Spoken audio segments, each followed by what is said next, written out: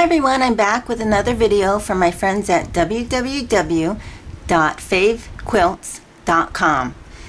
And this is part 2 of the table runner with our 9 patch squares. And you can see here that I have sandwiched my table runner already.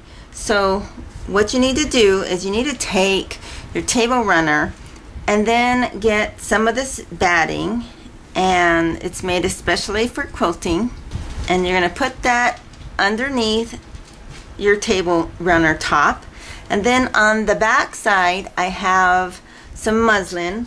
What you'll notice is I cut each of them larger than the table runner, and that's because when I start my stitching, the fabric might move or shift a little bit, and if it shifts over, I should have enough to cover just a little bit of shifting.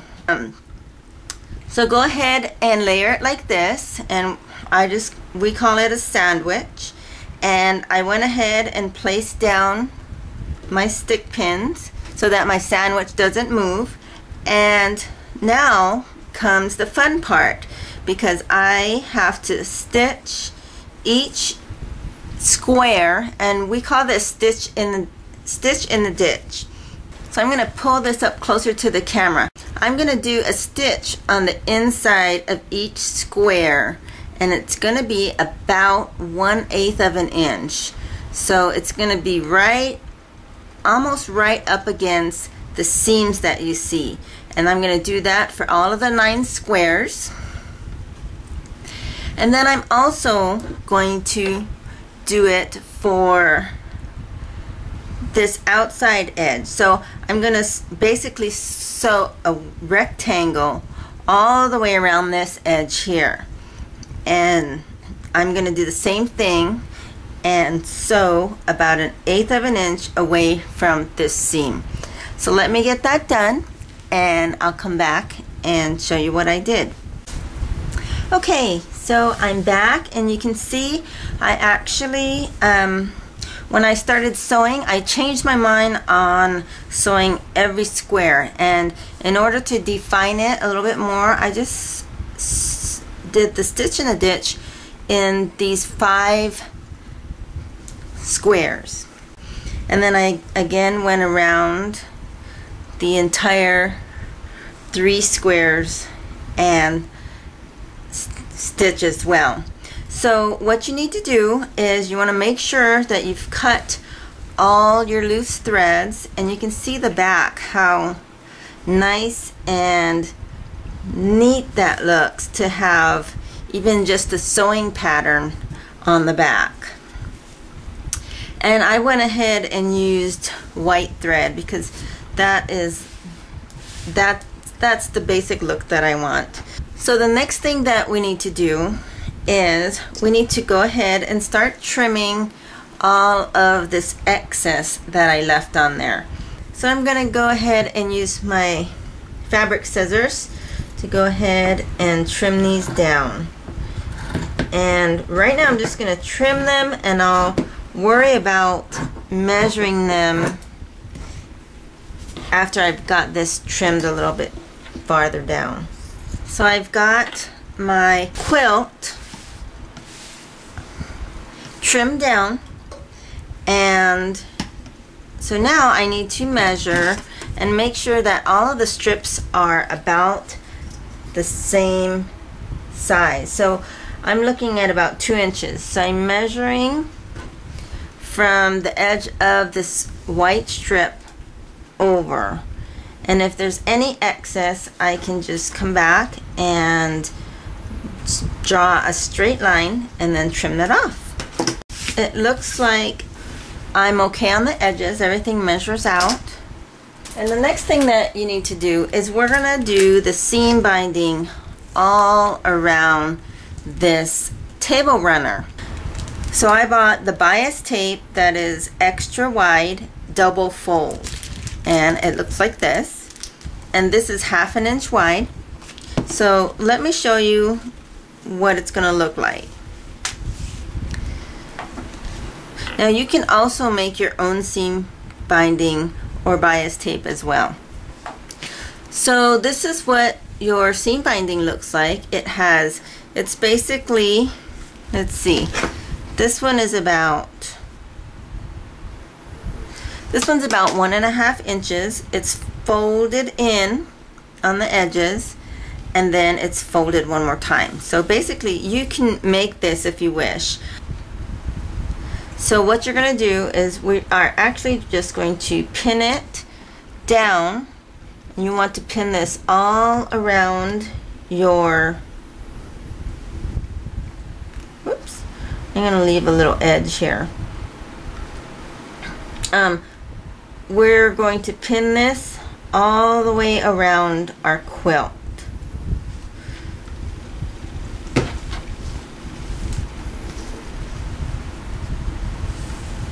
So it's going to go straight on the edge, just like this.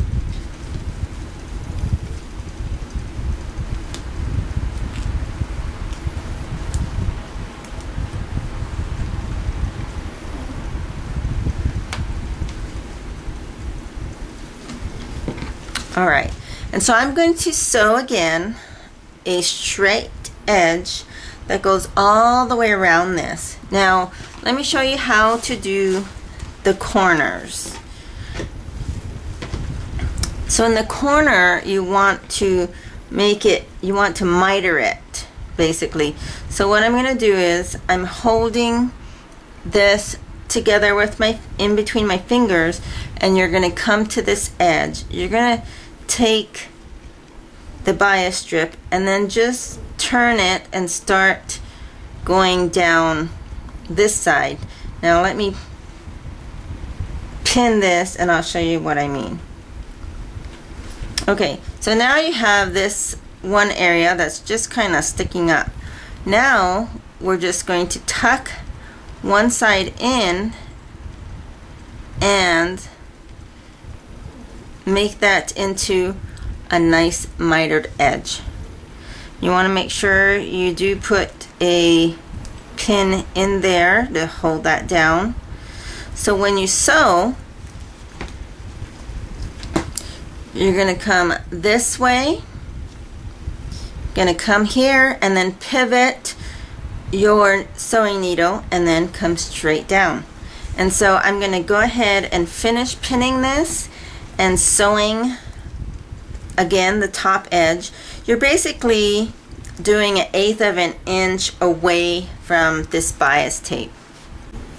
Now before I go ahead and start sewing this, I wanted to point out the end here. I went ahead and I went all the way over and went over probably about 3 inches extra, and now I have this raw edge. I'm going to open this whole thing up. I'm going to fold that under so that I don't have that raw edge anymore, and then just refold it.